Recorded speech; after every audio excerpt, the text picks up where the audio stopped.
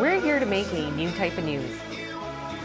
New insights, new styles, and new topics every day. We are News Generation. Making news just for you. It's April 4th here in Seoul. I'm Shin-Yun, and this is News Generation, where we make the news at Arirang's very own open studio. Every morning, we'll discuss the top issues and latest current affairs affecting people in their 20s and 30s. Joining me in the studio is Kim Si-young. Good morning, Yan. And Choi Ji-hee. Good morning. And both are here to speak on behalf of those in their 20s and 30s.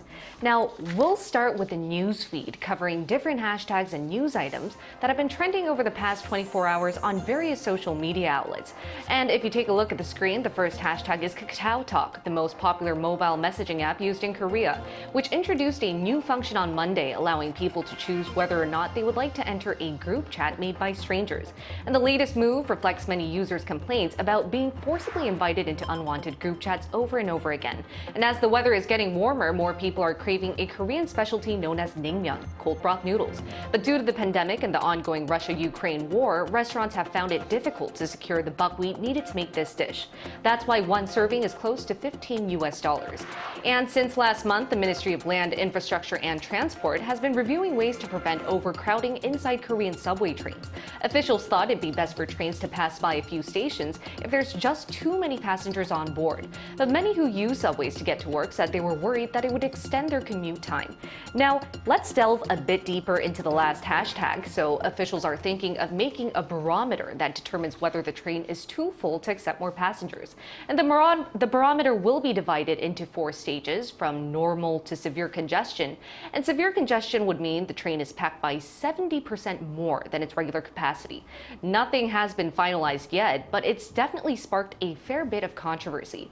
A research institute found that 4 out of 10 people were against this measure, and that's because they feared that they wouldn't be able to get off at the station they need to. And those on board with the move said they would be using the subway much safer. And now I would like to find out what our panelists have to say about this here in the studio. So starting with Ji-hee, what do you think about this? Well, I don't think it's the best idea because many use trains or subways to get to work. And if they skip a few stations, then this would mean some people won't be able to get on the train on time or get off on the right station. Right. So this could be a hassle and people can feel frustrated during commute hours. So my suggestion would be to provide more flexible commute hours for the people so that not everybody is getting to work at 8 or 9 all at the same time. And this would help disperse the number of people during these busy hours. So that would be a measure that has to be implemented at the workplace. That's right. But what about you, Si-young? Do you have any suggestions? I do love Chi's suggestion, I wouldn't mind coming in at work at noon. That sounds lovely. A little too late for News Gen, though. A little too late for this show, yeah. But also, I do agree that this might not be the best idea as far as policies go. And all of us use the subway to get to a close proximity of the desired location. You don't just get off the tube, the subway, and you just arrive at your company door or your office. You still got to walk a bit and things like that. So I think the best way to go about it, my suggestion would be, all of us being a little bit more socially responsible. If you see a carriage that might be a bit too full, just wait for the next train and make sure that everybody's safe around you as well as the people inside the carriage would be a great idea. And because, if your carriage comes and if you're inside the train already and if it passes at the station that you got to get off, it'll ruin not only your day but everybody's day because it'll be accumulated to the next station and things like that. Right, and overcrowding has definitely been a severe issue that we've seen, especially from last year's Itaewon tragedy. Yes, exactly. Exactly, so it's definitely a safety precaution that we should be taking. And moving on to today's discussion topic, Busan, the second most populous city in South Korea, aims to host the 2030 World Expo. So let's see whether we're on the right track. It's only 2023, but Korea is looking ahead to 2030. That's to hold the World Expo, where people from around the world gather together to navigate ways to tackle key global challenges like climate change, the downsides of digital transformation, and international inequality.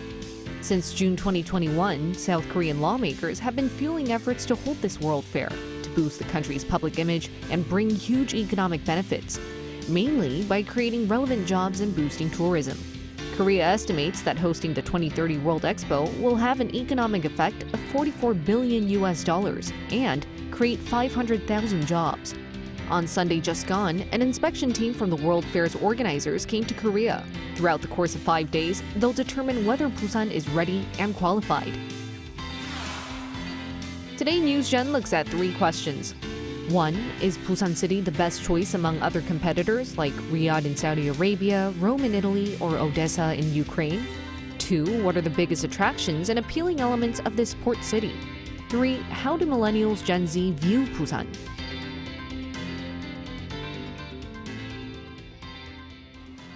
Now, you may know a bit about Busan if you've seen the action horror film Train to Busan, or if you're a huge BTS fan. The port city hosted the K-pop group's large-scale national concert last year. It's also where 2 of the members are from, namely Jimin and Jungkook. And currently, Busan City is hitting headlines since a team of inspectors arrived on Sunday to see whether it's a legitimate candidate to host the 2030 World Expo. So, Ji-hee, for our viewers who want to know more about the city, give us some more info. Sure. So I'm very familiar with this port city because both my parents are from Busan. Oh, really? Yes. And I go there pretty often because of family occasions. Yes. And so for viewers who are not very familiar with this port city, which is officially known as Busan Metropolitan City, is located in the southeastern area of Seoul. If we take a look at the screen, you can see the map of South Korea. And the distance from Seoul to Busan is approximately 400 kilometers. And there are 3 means to get to Busan from Seoul. First would be to drive there by car, and it takes about 5 hours, and I've done that before. It's way too long. It's It way is a too long long. drive. It is, but it was a little less than 5 hours because I went from Gyeonggi-do province to Busan, which is a little south of Right. Seoul. Yes, and the second means would be to take the train or the KTX, and that would take about 3 hours, a little less than 3 hours even. And by plane, it takes only 1 hour to get there.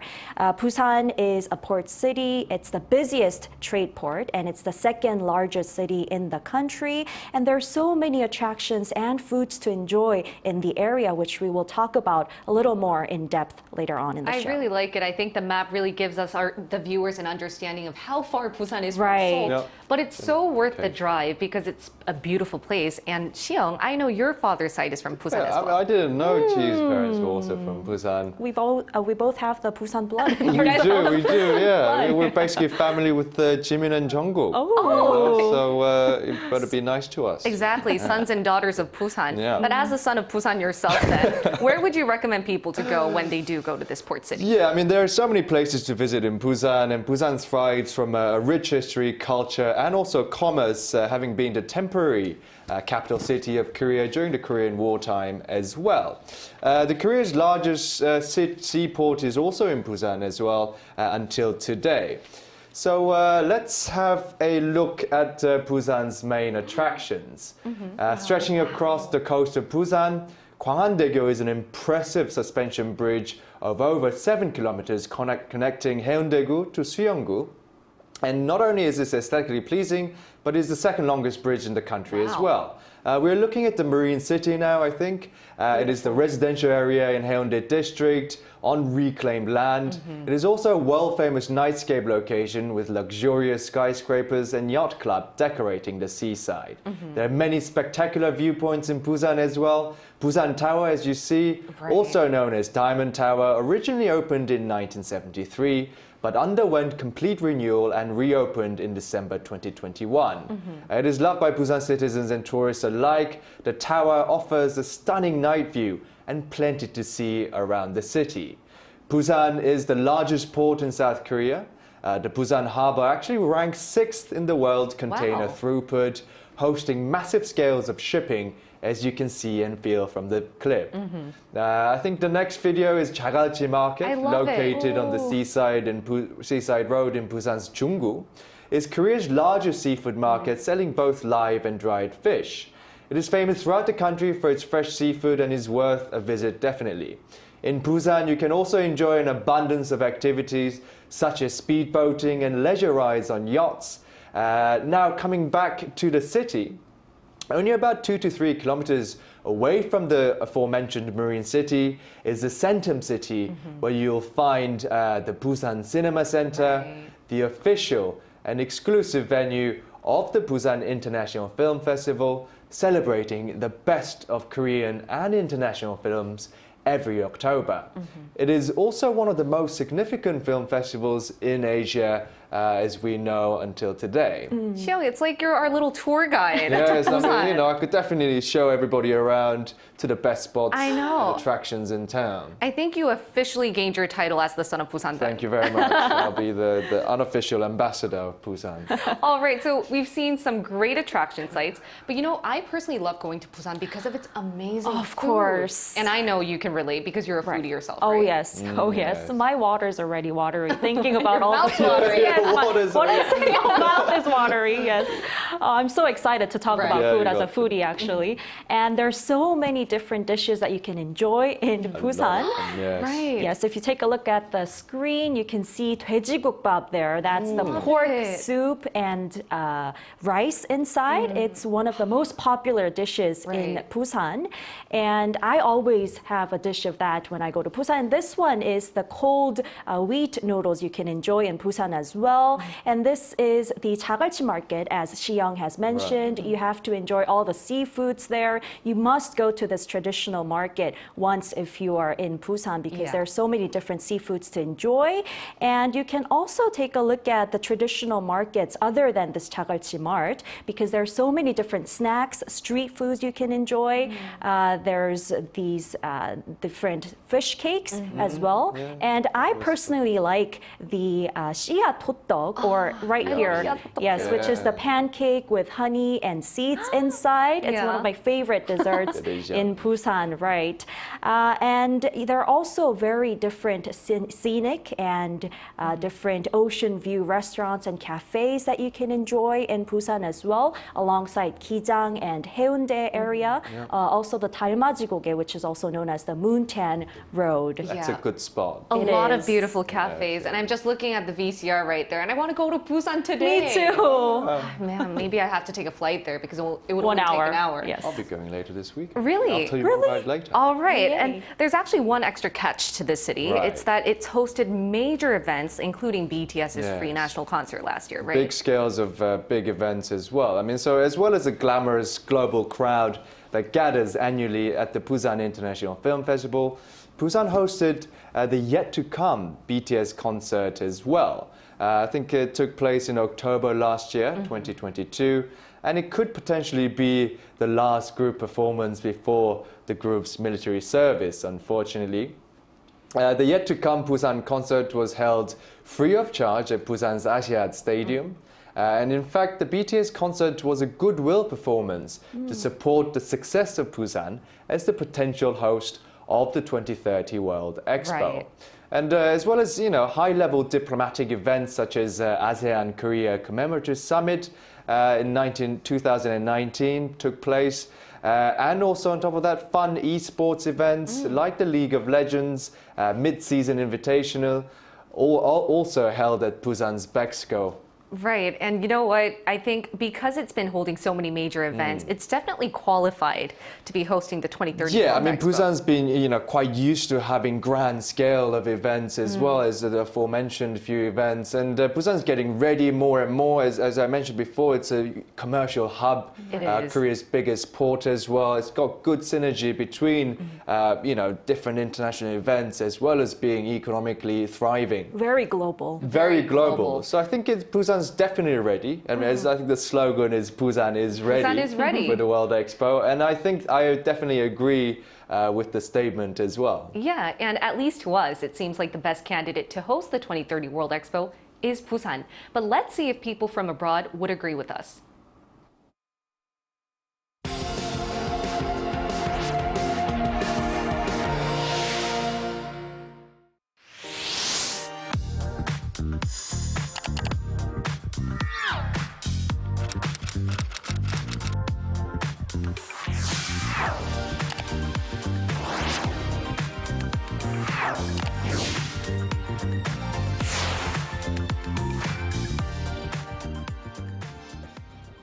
So here in the studio, we're all hoping that Busan does host the 2030 World Expo, and that's because it's a wonderful city with lots to offer.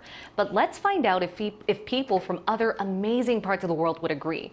We have with us joining through Skype, Tegan Smith. And Tegan's originally from the United States, but fell in love with Busan to the point that she's decided to live there. Hello, Tegan.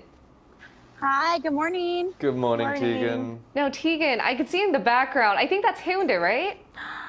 Yeah, Oh, actually, looks I'm at a wonderful. rooftop pool in Haeundae. So you guys can see back here. Actually, that's Donbaek Island, and over on the other side is Marine City. So Right. you can see a little bit of Busan just right behind me. Right, and those were some of the attractions that Xiong mentioned. So, Tegan, could you first explain when and why did you decide to move to Busan? I moved to Busan in 2013. I was already living in Seoul, but I went to Busan to visit, and I realized that I love Korea, but I need to be in Busan by the beach. And this city has so much to offer, so I've just never left, and I want to stay here. So you were already there for around 10 years, but what was it about this city that hooked you in? What are some of the best features compared to other parts of the world? Okay, first of all, Busan has 7 different beaches, so no matter where you are, you're close to the ocean. Right. I mean, obviously people know about Haeundae, Gwangali, but there's also a lot of other beaches like Songdo is very popular in Busan as well. Daedaepo is good for kite surfing, and it's just a beautiful place, not just beaches, but also mountains.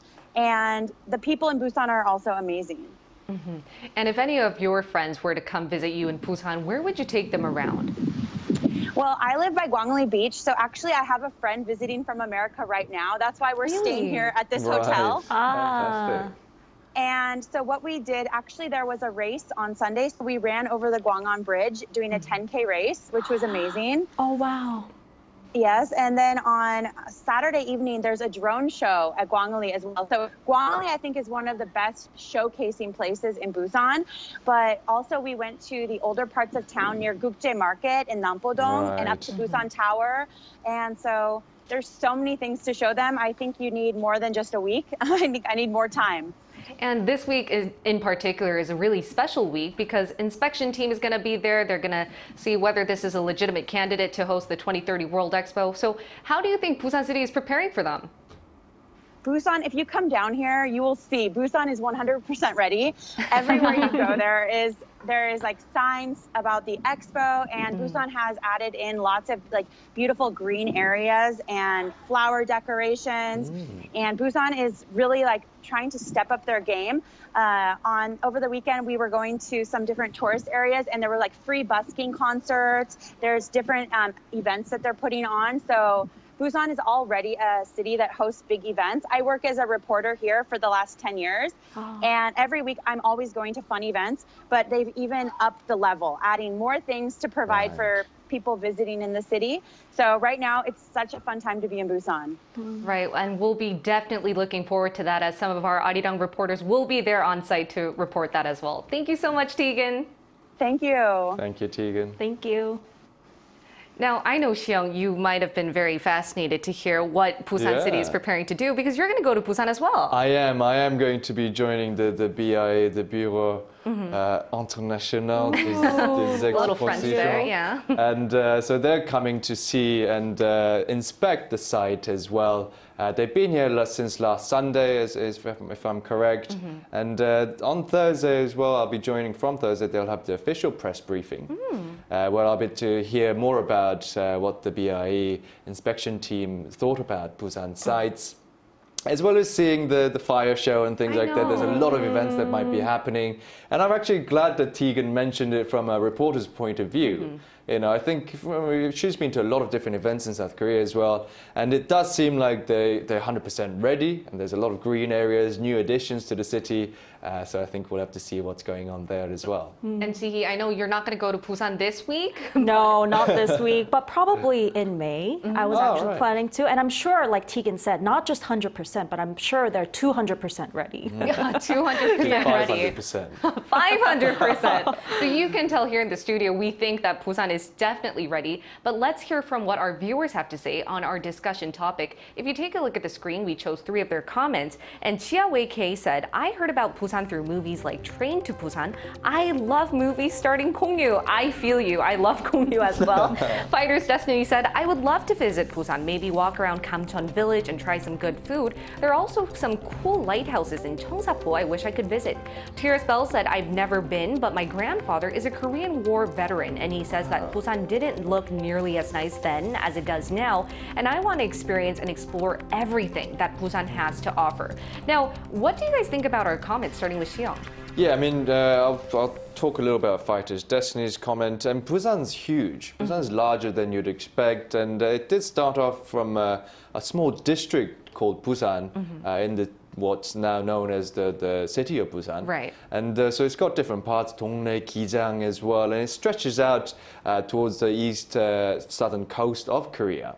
So you'll be able to see a lot of different places. There's so many places to visit and so many things to eat as well. Right, it's not just Haeundae, Gwangalli. Exactly. There's so many different places you can go. And Sihi, I would like to end off with our final thoughts now. I know it's a few years from now, but in 2030, would you like to see the World Expo being held in Busan?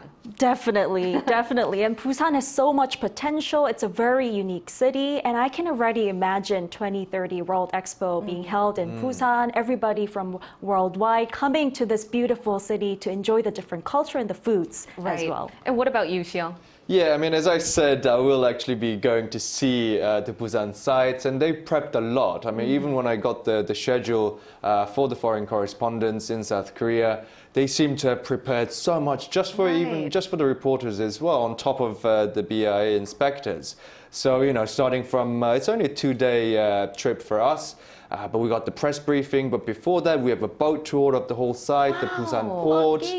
We get to see the entire grounds for the Busan Expo, World Expo, as well as the container places. They've got new art exhibitions going on. So I'm very excited, actually, and can't wait to go see what Busan has prepared to get ready to host the 2030 World Expo. And we'll definitely be looking forward to your report on that as well. Hopefully. All right, and on Thursday, 7:30 p.m. Korea time, Busan City will be holding a fireworks show. It's going to be in light of hosting the 2030 World Expo, and the fireworks will be lighting up at the famous Gwangalli Beach. So if you're in the area, make sure to check it out. And we'll be here every day from 9:30 a.m. to 10 a.m. Korea time, bringing you the topics that young people are talking about. Special thanks to Kim Seong My pleasure, Ian. and Choi Ji-hee. Always my pleasure. And thank you everyone for watching. We'll see you tomorrow. We are News Generation.